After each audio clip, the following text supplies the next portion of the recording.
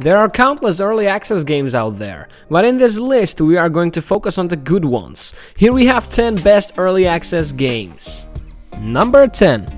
Broforce. Broforce, developed by Free Lives and published by Devolver Digital, is a game that glorifies 19th Hollywood action movies and celebrates the burly heroes of the bygone eras. It has every action hero you can name, from Rambo to Sean Connery's James Bond to Ripley from Alien to the bride from Kill Bill. Immensely satisfying to play and daft as a squirrel in a supernova, Broforce is a game you cannot miss. Number 9. H1Z1. H1Z1 is survival MMO akin to DayZ, the stupidly successful mod to the Arma games. It manages this by making the resource drops actual drops that are clearly visible to every player on the server and attracting zombies. What sets it apart from DayZ is that you find loot in logical places. No more opening the fridge to find access and opening a closet to find water. Number 8. Don't Starve Together.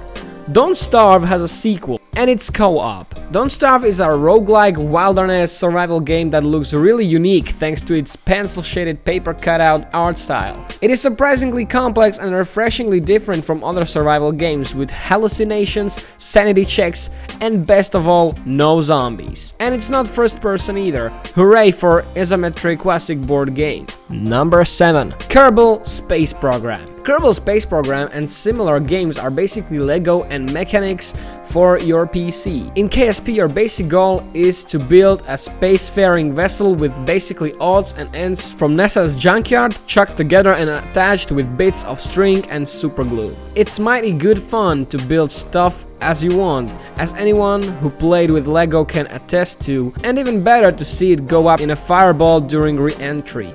I don't think I'm very good at this game. Number 6. Prison Architect. A tongue-in-cheek prison simulator, Prison Architect, affectionately called Shawshank Simulator by fans, is still in its early build stages. In fact, it's still very much an alpha with frequent crashes and bugs. When it works, however, it works wonderfully. When playing this game, remember Murphy's Law. Whatever can go wrong, will go wrong. You can go from dishing out meals regularly to managing full-scale riots in mere minutes. And money is always short. But once you start it up, it's difficult to shut it down. Number 5. Satellite Rain. Rejoice Syndicate fans, I have some good news for you. Satellite Rain is on early access. Very unlike the recent Syndicate FPS, this Kickstarter funded title is an RTS featuring very Blade Runner-esque neon-lit skyscraper-filled streets and is the spiritual successor to Syndicate Wars. It has some real nifty AI, with emphasis on behavior, not scripting, which should make for unpredictable AI and interesting and unique playthroughs. Number 4. Insurgency.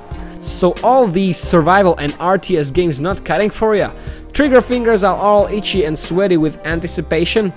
You should need some honest-to-god shooty fun in honest-to-god first-person view? Fear not, noble shooter fans, we've got you covered. Insurgency is a hardcore capital R realistic multiplayer shooter with emphasis and coordination and realism. That means no HUD, no ammo counter, no health meter, and especially no minimap. Hell, it doesn't even have a crosshair. Run and gun tactics will only get you killed here. This game is hardcore, man. Stock up on extra mice and keyboards, as it can get very frustrating. But it's fun. It has recently been declared complete and is officially out of early access. Number 3. Massive Chalice.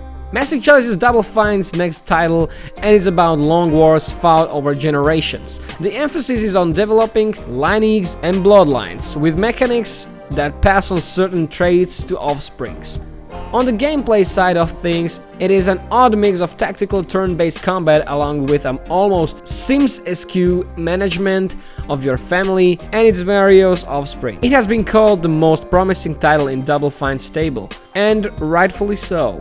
Number 2. Mordeheim, City of the Damned. Mordeheim is a Game Rorschach IP, set in an alternative universe Warhammer Fantasy realm. Ever since THQ died, GW has been prolific with its licenses, but unlike most other recent GW licensed titles, this one is actually shaping up to be very good. While it might end up being a great game when it finally gets a full release, there still seems to be a lot of work left to do. Expect greatness in the future. Number 1. Monstrum. Monstrum is a survival horror game similar to the likes of Outlast, but instead of save points, it has permadeath and procedurally generated levels. It takes place in a derelict cargo ship with multiple AI-driven monsters, and in the vein of Outlast and Amnesia, everything is out to kill you, and you are a weak and non-combat person. Monstrum is highly recommended, especially if you are a fan of survival horror. So there you go guys, now you don't have to worry about buying the wrong early access title. Don't forget to hit the like button if you enjoyed this video, and also subscribe for more content. As always, see you next week. Oh, and don't forget to check out the last video you have right now on the screen.